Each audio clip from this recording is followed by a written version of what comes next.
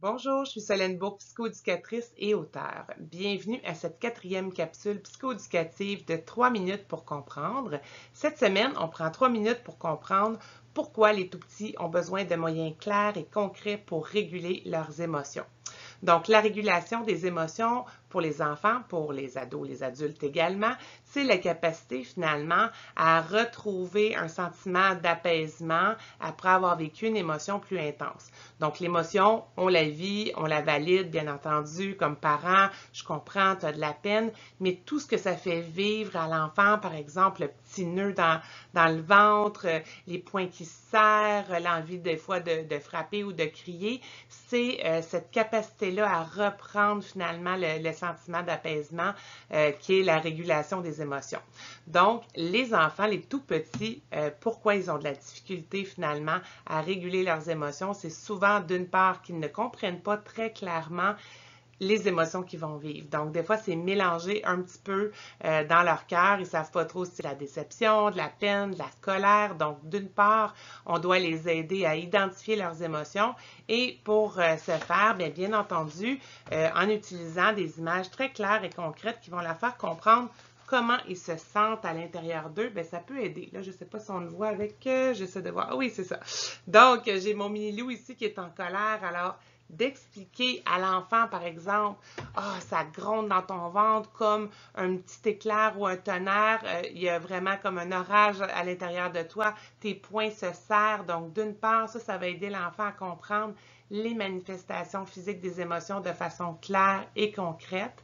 Et pour les moyens au niveau de l'apaisement, de dire si tu as le goût, par exemple, de serrer tes poings fort fort, tu peux prendre, par exemple, une petite balle puis la presser comme ça ou encore aller frapper dans un coussin. Si tu as de la peine, tu peux aller prendre ton toutou préféré et le serrer dans tes bras. Donc, ce sont ces moyens-là qui vont aider l'enfant à retrouver l'apaisement parce que de lui-même, si on lui dit, par exemple, calme-toi ou c'est juste une petite peine, ça va passer, c'est pas assez clair, c'est pas assez concret pour lui. Il a vraiment besoin qu'on le guide, qu'on lui dise clairement quoi faire pour apaiser cette émotion-là. Par exemple, un enfant qui va vivre un moment de colère ou de grande peine ou d'anxiété, on peut l'aider en lui disant on va faire des respirations de libellule. J'en parlais dans mon livre de Petit Loup. Donc, les respirations de libellule, on ouvre nos ailes en inspirant et on referme nos ailes en expirant.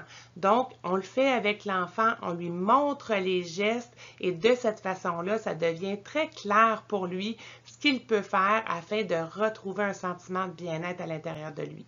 Je tiens aussi à dire que l'apaisement, la régulation des émotions, c'est pas uniquement pour les émotions qui sont plus difficiles. Ça se peut qu'un enfant vive un grand sentiment d'excitation, de fierté, que ça prenne beaucoup, beaucoup de place et que ça devienne à la limite fébrile et un petit peu explosif dans ce sens-là aussi. Et c'est important dans ces moments-là également que ça soit très concret ce qu'on lui dit pour illustrer tout ça.